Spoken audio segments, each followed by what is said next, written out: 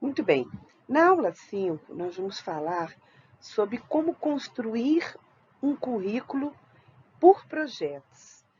O que acontece? Toda vez que a gente fala em metodologia de projetos, as pessoas, né, que não conhecem o assunto profundamente, elas tendem a achar que o projeto é uma coisa que vai à parte do conteúdo. É como se eu tivesse uma aula expositiva com conteúdo e tivesse um projeto à parte de todo esse processo que acontece em sala de aula. Então, como é que a gente faz para construir esse currículo, né, esse cotidiano, utilizando a metodologia de projetos? Lembrando aqui o conceito de metodologias ativas, né? O que são metodologias ativas? Primeiro, a gente precisa deixar claro que em todo o mundo, né, principalmente nos cenários europeus, eles que trabalham com essa questão da metodologia ativa, essa é uma das metas mais importantes, né? Então, a característica mais importante dessa sociedade é desenvolver o próprio aprendizado e a responsabilidade pelo seu progresso.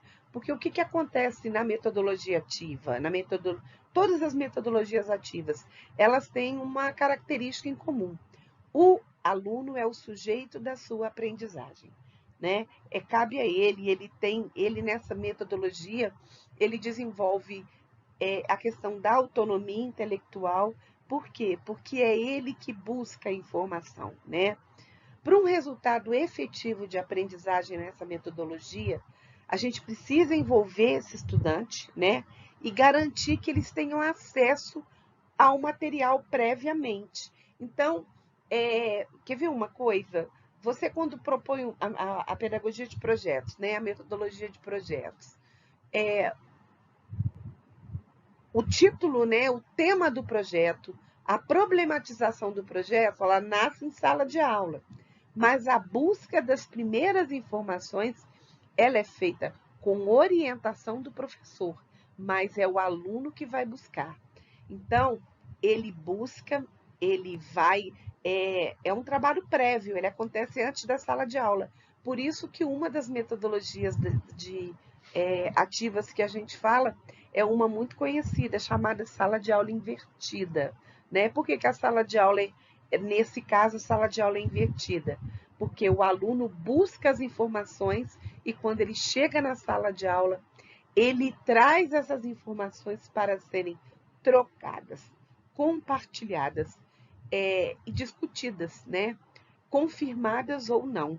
Então, essas leituras, esses textos, esses artigos, vídeos, experimentos, videoaulas, essas leituras acontecem antes dele chegar em sala de aula.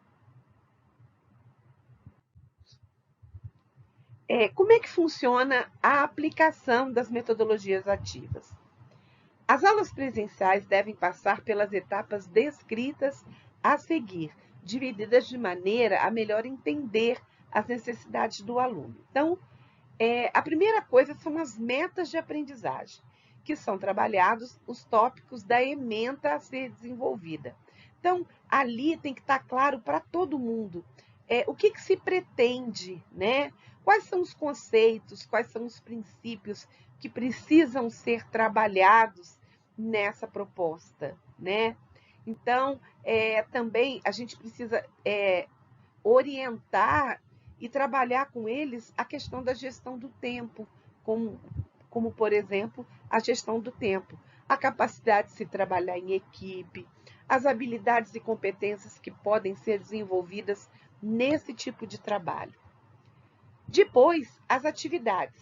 Para cada uma das aulas presenciais, tem-se a necessidade de se trabalhar atividades. Essas atividades elas podem ser leituras, debates, laboratório, pode levar para o laboratório, estudos de caso, mas essas atividades elas não podem ser simplesmente expositivas. Elas precisam oferecer uma interação entre professor e aluno, tá? Durante o desenvolvimento das atividades, o professor ele direciona o aprendizado do aluno porque senão o aluno fica, vamos dizer assim, não pode ser feito de forma aleatória, mas de forma organizada, tá?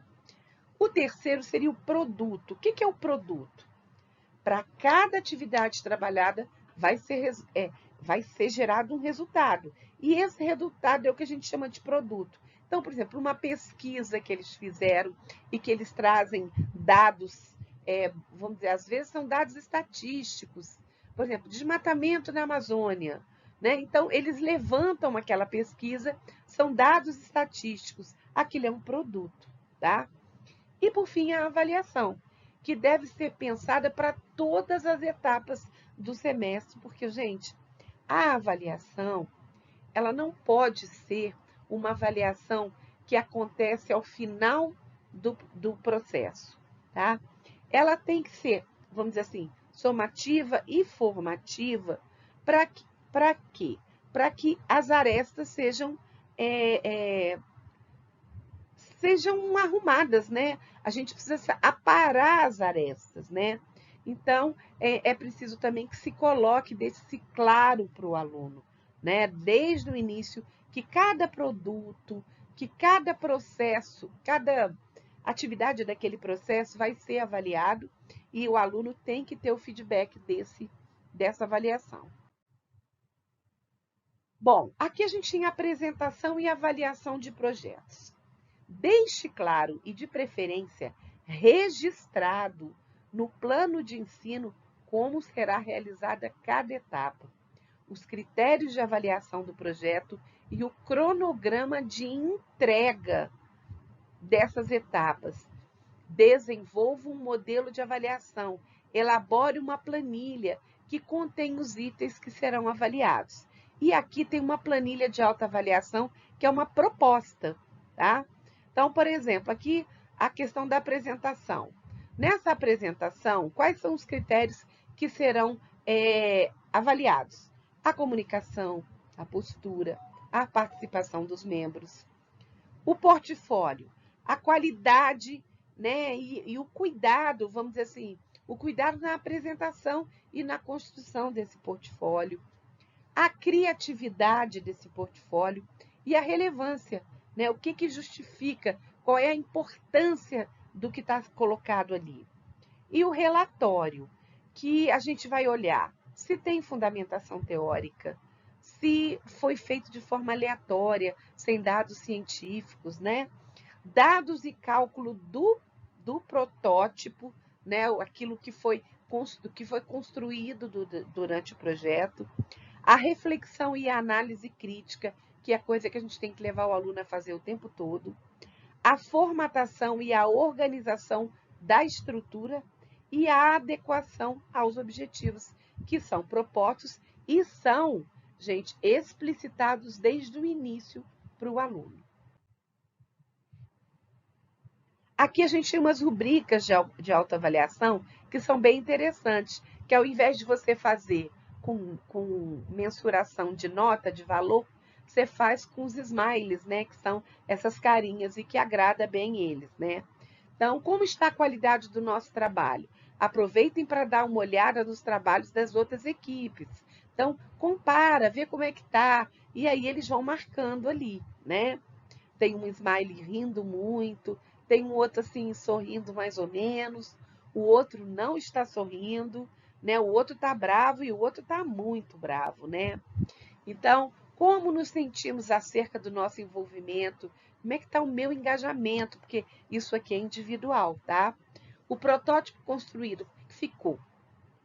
E sobre a nossa capacidade de planejamento e coordenação? Como foi o relacionamento do nosso grupo? Adquirimos conhecimento? Quer dizer, eu aprendi com esse projeto? E ainda sobre avaliação. Ao trabalharmos com aprendizagem ativa, entende-se que a avaliação deva acompanhar as aulas e, para isso, é necessário um trabalho prévio de preparação das aulas, focando na metodologia a ser trabalhada e em qual será o melhor processo de avaliação para ser aplicado e que acompanhe o nível de aprendizagem do aluno.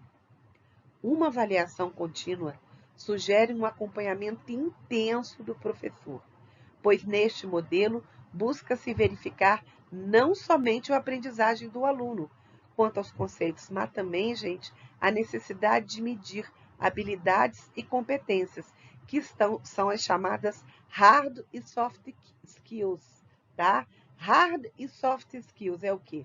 Habilidades e competências que foram desenvolvidas. É muito importante a gente pensar que toda vez que se fala em pedagogia de projetos, o que acontece com a pedagogia de projetos? De forma equivocada, as pessoas acham que a gente não pode planejar, que o professor não pode planejar. Ele tem que fazer isso mais do que nunca, né? Porque, senão, gente, vai ficar tudo feito de forma aleatória, ninguém sabe para onde vai, nem o professor e nem o aluno. Então, você tem que ter um cronograma de ações, vamos chamar assim, com tudo especificado, o que vai ser feito naquela aula, durante aquele momento, o que vai ser colocado para o aluno buscar nas suas pesquisas, quando ele sai da sala de aula. Então, isso tudo tem que estar muito bem colocado.